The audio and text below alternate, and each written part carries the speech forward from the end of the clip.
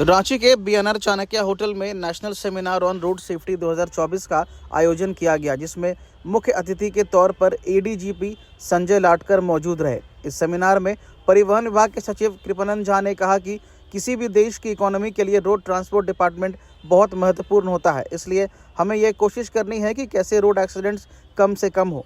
Traffic management में police का अहम रोल होता है, सब लोग मिलकर काम करेंगे तभी एक्सीडेंट्स कम हो पाएंगे। उन्होंने बताया कि ज़्यादातर एक्सीडेंट्स ओवर स्पीडिंग की वजह से हो रहे हैं। प्रति वर्ष वृद्धि होती थी एक्सीडेंट की संख्या में या फैटलिटीज में। इस वृद्धि दर को काफ़ी कम हमने किया है, करीब 1/4 वृद्धि दर को हमने कम किया है। 9.5% से हम करीब 2.5% है।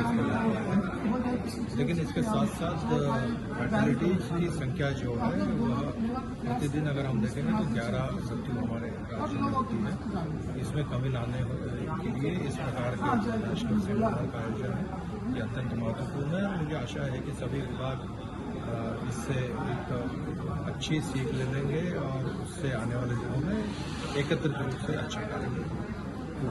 हम लोग 1 महीने से रोड सेफ्टी मंथ मना रहे थे, आज उसका अंतिम दिन है। तो ये जो डिस्ट्रिक्ट से हैं और हमारे और जो स्टेक होल्डर्स हैं उनको लेके ये वर्कशॉप का आयोजन किया गया है कि आने वाले जो अभी साल है हम लोग क्या एक्शन प्लान हो सकता है, कहाँ हम लोग डील कर सकते हैं, जिससे कि हमें रोड सेफ्टी में बेहतर मिल सके।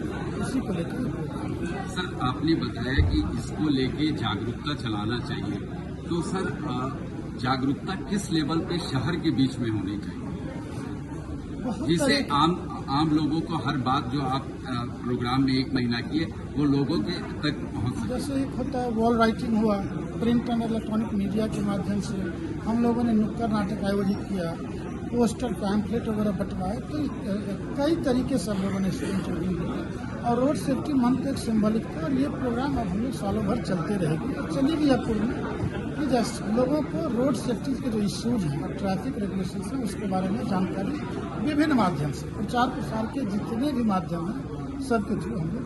सर आपने बताया था कि दुनिया में सबसे ज़्यादा गाड़ी इंडिया में है और एक्सीडेंट मैंने डेथ की भी जो संख्या है वो भारत में है, तो इसकी रोकथाम के लिए फिर और क्या उपाय करना चाहिए? ये जितने उपाय हमने बताया जैसे, और सर ने भी बताया इसकी, जैसे रोड इंजीनियरिंग में हम लोग को इम्प्रूवमेंट करने की आवश्यकता है। फिर जो हमारे डिपार्टमेंट से इन्फोर्समेंट है या पुलिस के द्वारा जो इन्फोर्समेंट है उस पर हमें वर्क करने की जरूरत है। ड्राइवर को नॉलेज इम्पार्ट करना है हमें, साइनेजेस के बारे में, ट्रैफिक रूल्स रेगुलेशंस के बारे में। पब्लिक को सेंसिटाइज करना है कि सीट बेल्ट लगाएं, हेलमेट पहने, जब रोड क्रॉस करते हैं तो उनका बिहेवियर कैसा रहना चाहिए।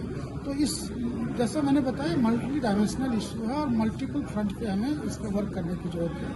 और आज के सेमिनार के बाद हम लोग एक्शन प्लान लेके आएंगे कि जो ये 1 साल आने वाला है उसमें हम लोग कहाँ और किस पर और जख्मी होने का दर है उसको करीब 5 साल पीछे वाले दर तक हम ले जा रहे हैं।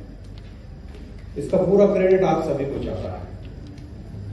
हो सका है कि आप में से कई लोग नए स्थानांतरित होकर आए हैं, चुनाव के समय में काफी लोग नए रूप से योगदान दिए, तो आप मतलब इस सिस्टम पे इसका पूरा क्रेडिट जाता है कि आप इस रेट को कम कर पा रहे हैं, कम कर पा रहे हैं। साथियों 3 ई की हम बात करना चाहेंगे जब रोड सेफ्टी की बात होती है। एक है इंजीनियरिंग, जिसमें रोड इंजीनियरिंग आएगा, जिसमें मैकेनिकल इंजीनियरिंग आएगा, व्हीकल का फिटनेस वगैरह की जो बात की, रोड के किस प्रकार से अलाइनमेंट होनी चाहिए वह इंजीनियरिंग में आ गया। दूसरा एजुकेशन, जिसमें हम शिक्षा की बात करते हैं, चाहे स्कूली बच्चों के स्कूल से शिक्षा देने की बात हो या समाज में अवेयरनेस क्रिएट करने की बात हो।